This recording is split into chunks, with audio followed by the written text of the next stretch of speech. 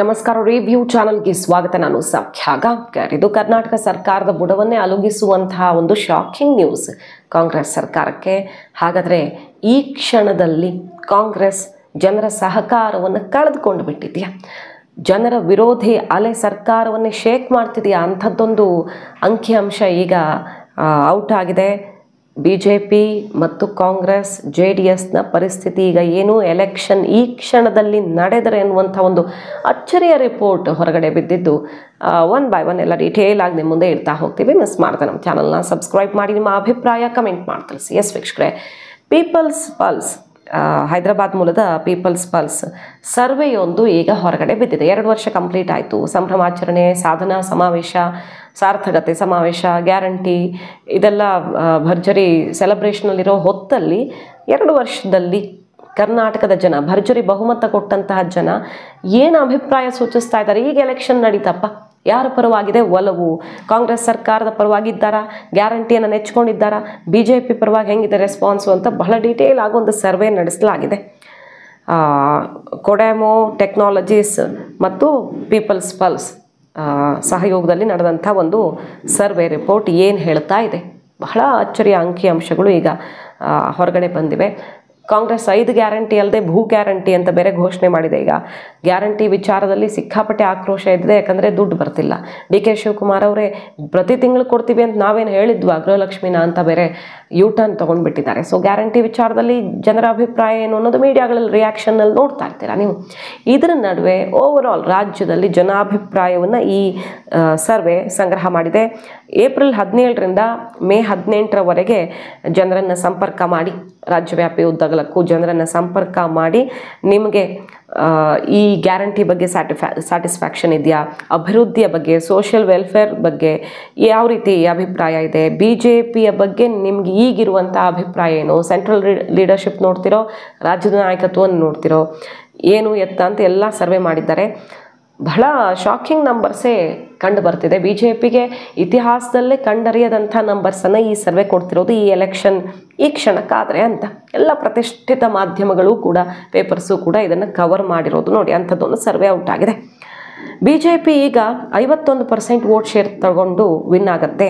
Election ನಡೆದ್ರೆ 136ರಿಂದ 159 seat BJPಗೆ ನಂಬೋಕ್ಕೆ ಕಷ್ಟ ಆಗ್ಬೋದು. ಇಷ್ಟು ದೊಡ್ಡ ನಂಬರಲ್ಲಿ ರಾಜ್ಯ BJP ಗೆಲುವನ್ನು ಸಾಧಿಸುತ್ತೆ ಅಂತ ಈ ಸರ್ವೆ ಕೊಡ್ತಾ ಇದೆ. ಇನ್ನು ಕಾಂಗ್ರೆಸ್ಸು 40% ವೋಟ್ ಶೇರ್ಗೆ ಸೀಮಿತವಾಗಿದ್ದು 62ರಿಂದ 82 ಸೀಟ್ಸ್ ಪಡ್ಕೊಳ್ಳುತ್ತೆ. JDSಸು 5% ಇದು ವೋಟ್ ಶೇರ್ ಪಡ್ಕೊಂಡು ಸುಮಾರು 6 ಸೀಟ್ ಗೆಲ್ಲುತ್ತೆ ಅಂತ ಹೇಳ್ತಾ ಇದ್ದಾರೆ. ಸೊ JDSನ ಬಲ ಕಡಿಮೆ ಆಗಿದೆ ಅಂತ ಈ ಸರ್ವೆ ಹೇಳ್ತಾ ಇದೆ. ನಂಬರ್ 1, BJPಗೆ ಇಷ್ಟು ದೊಡ್ಡ ಮಟ್ಟದ ಬಲ ಸಿಗೋದಕ್ಕೆ ಕಾರಣ ಏನು ಈ ಸರ್ವೆಯಲ್ಲಿ ಅಂದರೆ, ಈ ಆಪರೇಷನ್ ಸಿಂಧೂರ, ಭಾರತದ ರಕ್ಷಣೆ, ದೇಶದ ರಕ್ಷಣೆ ಅಂತ ಬಂದಾಗ ಮೋದಿಯವರ ಕೈ ಬಲಪಡಿಸಬೇಕು ಅಂದರೆ ಇಲ್ಲಿ BJP ಬರಬೇಕು. ಅಂದರೆ ಸೆಂಟ್ರಲ್ ಲೀಡರ್ಶಿಪ್ನ ನೋಡಿ ಇಲ್ಲಿ BJP ಇದ್ದರೆ ಒಳ್ಳೆಯದು ಅನ್ನೋ ರೀತಿಯಲ್ಲಿ ಅಭಿಪ್ರಾಯ ಹೊರಗಡೆ ಬಂದಿದೆಯಂತೆ. Security policy, national security policy ಅಂತ ಬಂದಾಗ ಮೋದಿ ಅವಧಿಯಲ್ಲಾದಂಥ ಬದಲಾವಣೆಗಳು, ಅಭಿವೃದ್ಧಿಗಳು ಹಿಂದೆಂದೂ ಆಗಿಲ್ಲ ಅನ್ನುವಂಥ ಅಭಿಪ್ರಾಯದೊಂದಿಗೆ ಆ ಆಧಾರದಲ್ಲಿ ಇಲ್ಲಿನ BJPಯನ್ನು ಸೆಲೆಕ್ಟ್ ಮಾಡ್ತೀವಿ ಅನ್ನುವಂಥ ಅಭಿಪ್ರಾಯ ಬಂದಿದೆ. ಹಾಗಂತ ಕಾಂಗ್ರೆಸ್ಗೆ ಓಟೇ ಹಾಕಿಲ್ಲ ಅಂತಲ್ಲ. 48% ಜನ ಕಾಂಗ್ರೆಸ್ ಪರವಾಗಿಯೇ ಚೆನ್ನಾಗಿದೆ, ಗುಡ್, ವೆರಿ ಗುಡ್ ಅಂತ ಹೇಳಿದವರಿದ್ದಾರೆ. ಆದರೆ ಓವರ್ ಆಲ್ ನೋಡಿದಾಗ BJP ಆಯ್ಕೆಯಾಗತ್ತೆ ಅಂತ ಹೇಳ್ತಿದ್ದಾರೆ. ಗುಡ್ ಅಂತ ಹೇಳಿರೋದು ಕಾಂಗ್ರೆಸ್ಗೆ ಗ್ಯಾರಂಟಿ ಕಾರಣದಿಂದಾಗಿ ಈ ಅಭಿಪ್ರಾಯ ನೋಡಿದ್ರೆ. ಬಟ್ ಗ್ಯಾರಂಟಿ ತಲುಪ್ತಿಲ್ಲ ನಮಗೆ. ಸುಮ್ಮನೆ ಕೊಟ್ಟು ಘೋಷಣೆ ಮಾಡಿದ್ರೆ ಏನು ಬಂತು? ಯಾವತ್ತೋ ಬರುತ್ತೆ ಅಂತ ನಾವು ಆಸೆ ಪಟ್ಕೊಂಡಿರೋದಾ? ಅದು ಸಾಧ್ಯ ಇಲ್ಲ ಅಂತ ಧಿಕ್ಕರಿಸಿದವರು ಇದ್ದಾರೆ. ಹಾಗಾಗಿ ಮಿಶ್ರ ಅಭಿಪ್ರಾಯ ವ್ಯಕ್ತವಾಗಿದೆ ಈ ಗ್ಯಾರಂಟಿಯ ಬಗ್ಗೆ. ಸೊ 2023 ಎಲೆಕ್ಷನ್ನ ಲೆಕ್ಕಾಚಾರ ಈಗ ಎಲೆಕ್ಷನ್ ಆದರೆ ತಲೆ ಕೆಳಗಾಗುತ್ತೆ ಅಂತ ಹೇಳ್ತಿರೋದು ಸರ್ವೆ. ಕಾಂಗ್ರೆಸ್ 42.88 ವೋಟ್ ಶೇರ್ ಪಡ್ಕೊಂಡಿತ್ತು 135 ಸೀಟ್ನೊಂದಿಗೆ. BJPಗೆ 66 ಸೀಟ್ಸ್ ಬಂದಿತ್ತು, 36% ವೋಟ್ ಶೇರ್ ಬಂದಿತ್ತು. JDSಗೆ 13% ವೋಟ್ ಶೇರ್ನೊಂದಿಗೆ 19 ಸೀಟ್ಸ್ ಬಂದಿತ್ತು. ಈಗ ಬಟ್ ಎಲ್ಲ ತಲೆ ಕೆಳಗಾಗುತ್ತೆ ಈ ಲೆಕ್ಕಾಚಾರ. BJP ಭರ್ಜರಿ ಬಲವನ್ನು ಗಳಿಸ್ಕೊಂಡಿದೆ ಈಗಿರೋ ನಾಯಕತ್ವದ ಜೊತೆಗೇನೆ ಹೇಳ್ತಿರೋದು. ಮತ್ತೊಂದು ಕಡೆಗೆ ನೋಡಿ, ಈಗ ಯಾರು CM ಆಗಬೇಕು ಅಂತ ಕೇಳಿದಾಗ ಮಾತ್ರ ಸಿದ್ದರಾಮಯ್ಯನವ್ರ ಪರವಾಗೇ ಇದೆ. BJP ಬರಬೇಕು ಅಂತ ಹೇಳಿದರೂ ಕೂಡ ಮುಖ್ಯಮಂತ್ರಿ ಜಾಗಕ್ಕೆ ಯಾರು ಬೆಸ್ಟ್ ಅಂತ ಕೇಳಿದಾಗ 29% ಜನ ಸಿದ್ದರಾಮಯ್ಯನವರೇ CM ಆಗಿ ಬೆಸ್ಟ್ ಅಂತ ಅಭಿಪ್ರಾಯ ಕೊಟ್ಟಿದ್ದಾರೆ. DK ಶಿವಕುಮಾರ್ ಅವ್ರ ಪರ 10%, ಮತ್ತು ಕುಮಾರಸ್ವಾಮಿ ಅವರ ಪರವಾಗಿ 7%, ಯಡಿಯೂರಪ್ಪನವರ ಪರವಾಗಿ 5%, ವಿಜಯೇಂದ್ರ ಪರವಾಗಿ 5%, ಈ ಥರ ಬೆಂಬಲ ವ್ಯಕ್ತವಾಗಿದೆ. CM ಪೋಸ್ಟ್ ಅಂತ ಬಂದಾಗ ಸಿದ್ದರಾಮಯ್ಯನವ್ರಿಗೆ ಬೆಂಬಲ ತೋರಿಸಿದ್ದಾರೆ. ವೈಯಕ್ತಿಕವಾಗಿ ಅವ್ರ ನಾಯಕತ್ವಕ್ಕೆ ಮೆಚ್ಚುಗೆ ವ್ಯಕ್ತಪಡಿಸಿದ್ದಾರೆ. ಬಟ್ ಕಾಂಗ್ರೆಸ್ ಸರ್ಕಾರ ಬೇಡ ಅನ್ನೋ ರೀತಿಯ ನಂಬರ್ಸು ಇದರಲ್ಲಿ ಹೊರಗಡೆ ಬಂದಿರು. ಪ್ರಮುಖವಾಗಿ ಈ ವಿರೋಧ ಕಾಂಗ್ರೆಸ್ಗೆ ಯಾಕೆ ಆಡಳಿತ ವಿರೋಧಿ ಅಲೆ ಜೋರಾಗಿದೆ ಈ ಸರ್ವೆ ಪ್ರಕಾರ ಅಂದರೆ, ನಂಬರ್ 1, CM ವಿರುದ್ಧ ಕೇಳಿಬಂದಂಥ ಆರೋಪದಿಂದ ಹಿಡಿದು ಮಂತ್ರಿಗಳ ವಿರುದ್ಧ ಬಂದಂತಹ ಗಂಭೀರ ಸ್ವರೂಪದ ಭ್ರಷ್ಟಾಚಾರದ ಆರೋಪಗಳು ಮತ್ತು ಗ್ಯಾರಂಟಿಯನ್ನು ಯಶಸ್ವಿಗೊಳಿಸೋದಕ್ಕೆ ಸಾಧ್ಯವಾಗ್ತಿಲ್ಲ.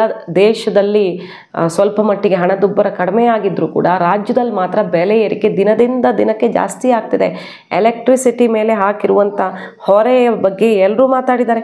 10% ಎಲೆಕ್ಟ್ರಿಸಿಟಿ ಟ್ಯಾರಿಫ್ ಹೈಕ್ 2025 ಅನ್ನೋದ್ರ ಬಗ್ಗೆ ಹೆಚ್ಚಿನ ಅಭಿಪ್ರಾಯ ಈ ಸರ್ವೆಯಲ್ಲಿ ಸಿಕ್ಕಿದೆಯಂತೆ. ಸೊ ಎಲ್ಲದರ ಬೆಲೆ ಜಾಸ್ತಿ ನಿಮ್ಮ ಸರ್ಕಾರದಲ್ಲಿ ನೋಡಿದ್ರೆ ಭ್ರಷ್ಟಾಚಾರ ಜಾಸ್ತಿ ಆಗ್ತಿದೆ. ಇಂಟರ್ನಲ್ ರಿಫ್ಟ್ಗಳು ನಿಮ್ಮ ಪಕ್ಷದಲ್ಲಿ DK ಶಿವಕುಮಾರ್ ಸಿದ್ದರಾಮಯ್ಯನವ್ರ ನಡುವೆ ಇರುವಂಥ ಜಟಾಪಟಿ, ಹೊಂದಾಣಿಕೆ ಇಲ್ಲ ಈ ಸರ್ಕಾರಕ್ಕೆ.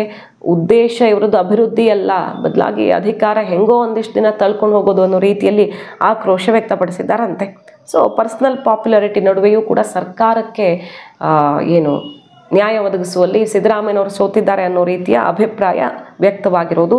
ಓವರಾಲ್ ಈ ಸರ್ವೆಯಲ್ಲಿ ಮತ್ತೊಮ್ಮೆ ನಂಬರ್ಸ್ ರಿಪೀಟ್ ಮಾಡೋದಾದರೆ BJPಗೆ 159 ಸೀಟ್ಸ್ ತನಕನೂ ಬರೋ ಅವಕಾಶ ಇದೆ. ಕಾಂಗ್ರೆಸ್ಗೆ 62ರಿಂದ 82, JDSಗೆ 3ರಿಂದ 6 ಅಂತ ಕೊಡ್ತಾ ಇರೋದು. ಸೊ ಈ ಸಲ ಈಗ ತಕ್ಷಣಕ್ಕೆ ಎಲೆಕ್ಷನ್ ನಡೆದ್ರೆ ಈ ರೀತಿ ಇದೆ.